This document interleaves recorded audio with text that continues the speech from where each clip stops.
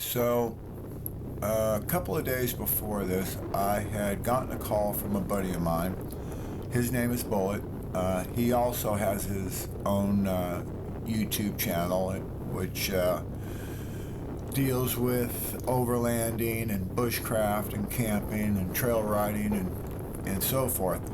Well, he gave me a call and said that he was going to go out and do an overnighter. He wanted to field test some equipment and asked me if I wanted to go along. So I said, sure, I'll go. And I'm on my way right here. I'm on top of the levee at Upper Brock, and I'm going to meet him now, and then we'll be on our way. He said he found a cool campsite that he wants to try out, so that's what we're going to do. So we'll check in with you later. Whiskey out.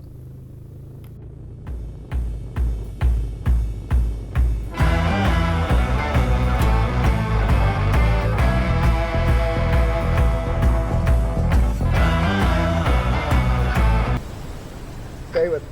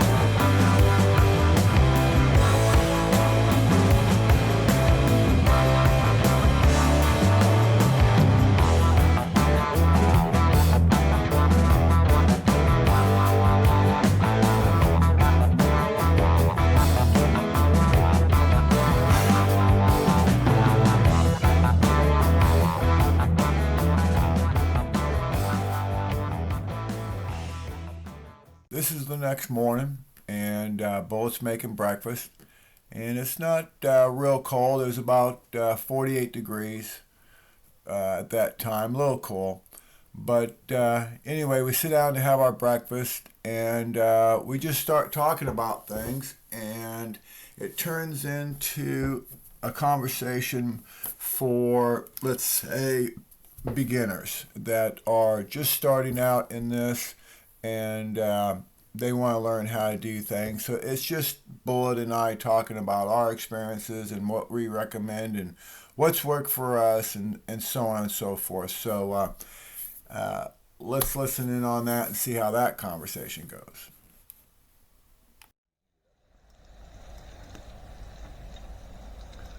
All right, good morning. I'm your host, Whiskey 60, and we are on the trail with Bullet. What's up?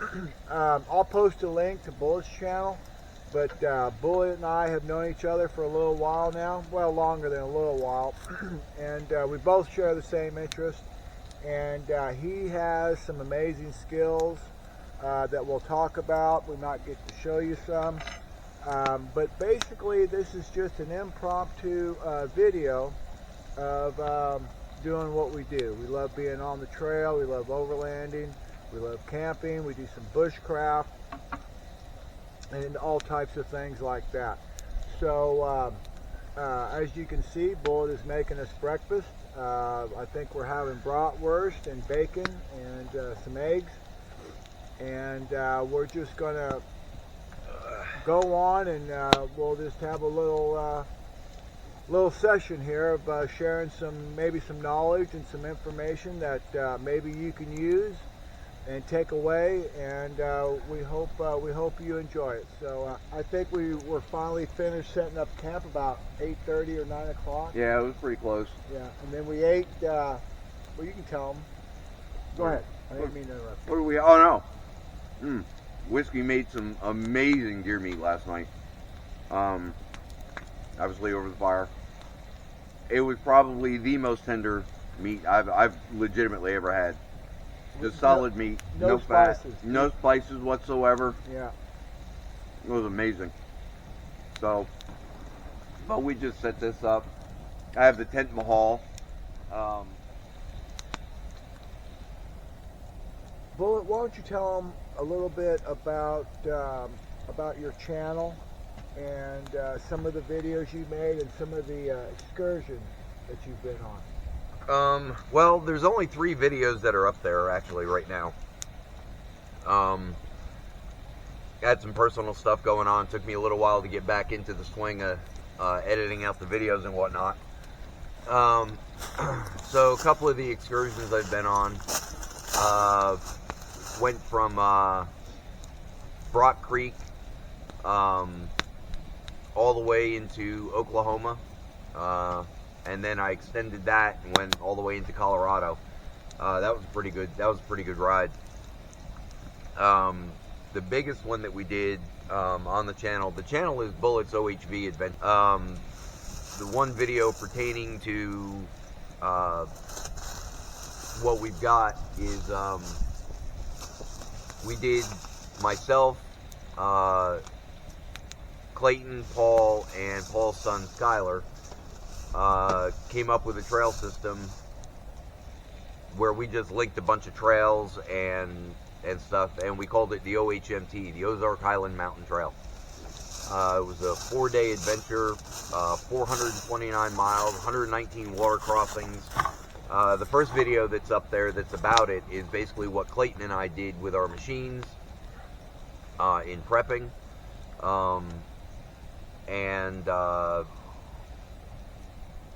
The next video that hopefully I'll get out real shortly is part 1 of day 1, because day 1 was like 150 miles all by itself, where we actually met up with Whiskey over at Indian Creek by Max Pines in the Ozarks.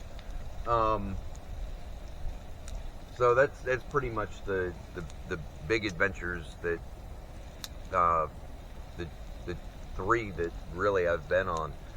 I know it's kind of a touchy subject as far as what is considered overlanding and what is not, and I guess there's a lot of different. Well, there's a lot of different scenarios that could take place. So me, for overlanding and for Whiskey, for overlanding in the Ozarks, it's not feasible to build a trailer because you can't pull it through the trails. No, the trails are just entirely too rough. And there's tight places. Well, you'll see in the videos, if you watch our channels or watch the videos, you'll see what the trails are like, and you'll see him trying to pull, which he did a good job of, but pulling a trailer yesterday. But if you ever have to back up or you start sliding backwards, or you're in trouble. You're in trouble, and you're probably going to turn everything over. But Well, if it's done carefully. Well, I've seen. So I guess depending on where you live, like, I guess everybody's definition of overlanding, I think, varies. Yeah. Depending on actual location, maybe state laws. Right. I've seen people with these, basically campers back behind their machines. Yeah. And they call it overlanding. Well, that's because they can do it. Like if they live out in the desert somewhere or something like that. Or they just ride dirt roads to where Right, or they're going. just riding dirt roads to where they're going. Whiskey and I don't generally do that. If we're on the trail, it's, some trails are smoother than others, we'll say. But here in the Ozarks, if you can't rock crawl, stay on the dirt road. yeah, you're gonna run into some rock crawling situations. You're gonna run into some natural mud holes. You're gonna run into natural washouts. Yeah. So carrying a trailer behind you is not really feasible. No, it's not. You're not gonna go from campsite to campsite, which is what we do. We pack what we need, And really, the mentality that you've got to have when packing these machines is like being a backpacker. Yes. As- Same principle. You've got to have, as small as you can get. Right. You know. Less weight. Right. Because really all a side-by-side is, it's just a bigger backpack. Right. Right. Exactly. So, packing it right, packing what you need, not what you want. And with that comes a lot of different things. You really have to, I'm not saying you have to be like an outdoorsman survival expert or anything like that, but you've got to have some knowledge. You've got to have some outdoor knowledge. You've got to have some sense of direction. Yeah. You got to know the basics. You got to know how to build a fire. You got to know how to build a shelter. Now, some people take tents with them. Some people take hammock systems with them. It depends on what I'm doing. Tarps. Depends the time of the year. And the time of the year, correct. Yeah. So, for us, overlanding is we want to go somewhere. Let's say we want to go to Ork, Arkansas, which we'll be doing, and there'll be videos in the future this summer. So we'll plan what we need. We'll plan our fuel stops. Where can we get fuel? How much fuel do we need to carry on the machine? I carry 10 extra gallons. Bullet carries 10 extra gallons. Well, there's and the thing with going to OARC, so we both live near Brock Creek, which is in Jerusalem, Arkansas, technically, and I think right now we're actually in Scotland. No, we're closer to Cleveland right now. We're closer. Okay. Yeah, I looked on the map. We're closer to Cleveland. Well, because it's really weird. Like I've taken pictures before where you're supposed to be in Jerusalem, Arkansas, right, and it shows up you're in Scotland. Yeah, it'll tag it. Yeah, it'll tag it as you're actually in Scotland. Yeah.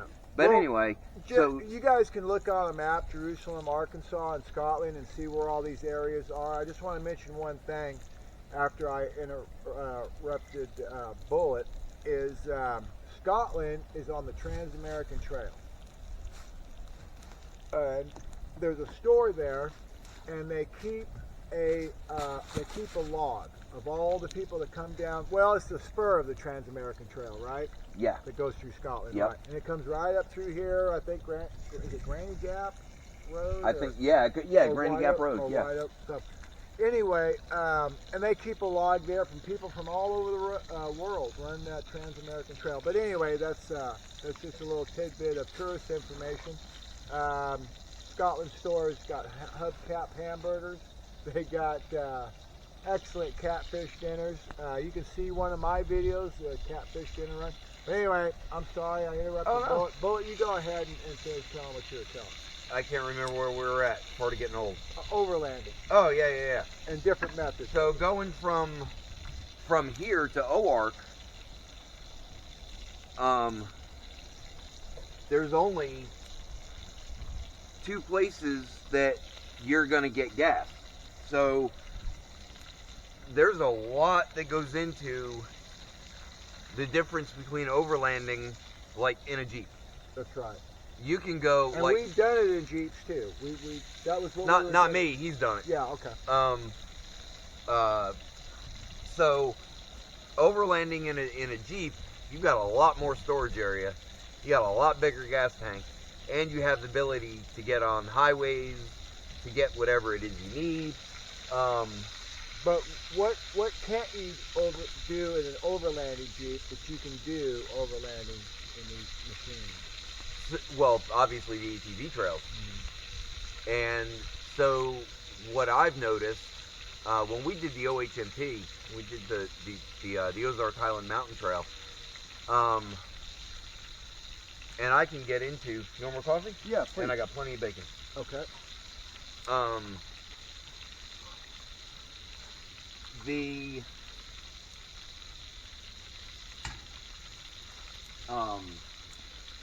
Ozark Highland Mountain Trail was basically comprised of That was originally dirt bikes, right? no, it never existed. Oh, but I mean, wasn't some dirt bike guys the ones that started it, or? No, you're thinking the Trans-America Trail. Oh, okay, yeah. Oh, you're talking about OHV. Yeah, the OHMT. Okay, OHV. So what we actually did was we used a couple of different trail systems. One of them is known as the Ozark Overland Adventure Trail, and the other one was the High Water Mark Trail. And they just happen to coincide with one another in a lot of areas. But anyway, the what were supposed to be the technical parts on the Jeep trails, we actually breezed through. Mm-hmm. What we found was the hardest part was actually the ATV trails, some of them. Yeah. So, now granted, there are some places definitely where a Jeep is going to be able to go simply because of their ground clearance. Water crossings specifically, because not that you can't put a 32-inch tire on a machine. I'm running a 2021 Razor Trail, so it originally started out as a 50-inch machine. The biggest tire I can put on there is a 29-inch tire. Mm-hmm. I've got it, just a 2-inch lift on it. They gave me plenty of ground clearance for most rocks and most things, but as far as some of these water crossings, you're going to get wet.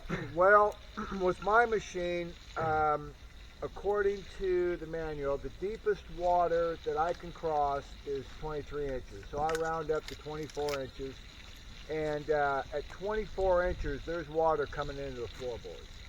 Well, the only thing you need to worry about on yours is where your air intake is. Well, that's right there. Or your belt exhaust, or... Right there. Those two Buck Roger looking things on the side. Yeah. Yeah, that's what those are. But I took those off, and I can take PVC pipes. Yeah, you snorkel them. Yeah, and I can snorkel it right up. That's what you actually need to do. That's what I did with mine. Well, I don't want to get that deep, though. I mean, that's deep to get up that high. You know what I'm saying? Yeah, but you never know. Well, I mean, in my machine, I snorkeled mine, and when I'm sitting in the machine, the snorkel is at the back of my shoulder. Uh-huh. Well, if I'm sitting down and the water is up to my neck, yeah, I'm already in deep. You're in deep water. True. But anyway, go ahead with what you were saying. So, a lot of the. So anyway, yeah, just overlanding in general. You just have to be careful. I generally, when I'm going to go on a serious trip of any kind, really, especially into the unknown, or even onto trails where I know they're a little dicey, you always want to have a second person with you. I'm not saying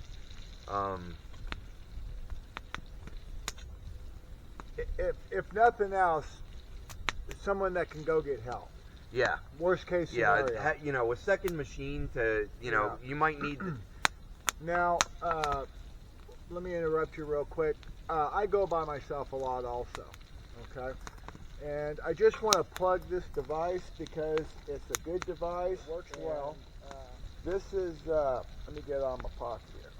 Okay, I carry this clip to me in my pocket at all time with this carabiner, so no matter what happens, it'll be attached to my body. Okay, so this is called Spot, and what it is it's a satellite, global positioning system. Mm-hmm. Yeah, you've texted me from that. Yeah, and I can send a map of exactly where I'm at. I can send text messages from exactly where I'm at. I can receive text messages. And the best thing is there's an SOS button here. So if I'm really in dire need of help, like I've been injured or something, I flip that open, hit the SOS button, and that goes directly to emergency services in the area that you're at. It sends them a map, your exact location, coordinates, everything. And believe you me, you hit that button and there are people on the way. So that's comforting to know. Because a lot of times there's no cell phone service out here. I mean, 80% of the time there's no cell phone service. Yeah, we're actually in a spot right now where we're on a bluff, We're high up. We're high up. Yeah, we're on a Right. bluff. We're probably about somewhere between 15 and 1600 I foot. think you said 1,600 foot. Yeah, I think we're like 1,600 foot in altitude. That doesn't mean you're going to get a cell signal. Right. So most of the time where we're wheeling at, you're not going to have a cell signal. So if you're by yourself and something goes wrong, You want one of these. yeah, you're Hey, you have no cell phone? Yeah. So I would highly recommend, I don't care if you're by yourself or you're with a bunch of people. Someone, it should be yourself, should have one of these devices. And they make several different kinds. You can look them up. How much do they run? Who makes it? Well, I don't remember how much I paid for it, but I can post a link to it this month. Now, the neat thing about these is it works anywhere in the world.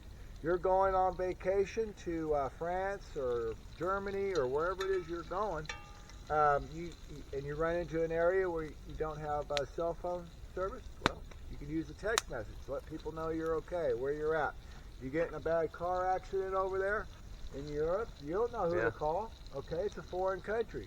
Bam, you hit that SOS button, people come to your aid. So it's a good thing to have with things that people need to carry. Some of the basics. Let's talk about the must-haves first of all, that you don't leave home without them when you come out here on the trail, and then everything.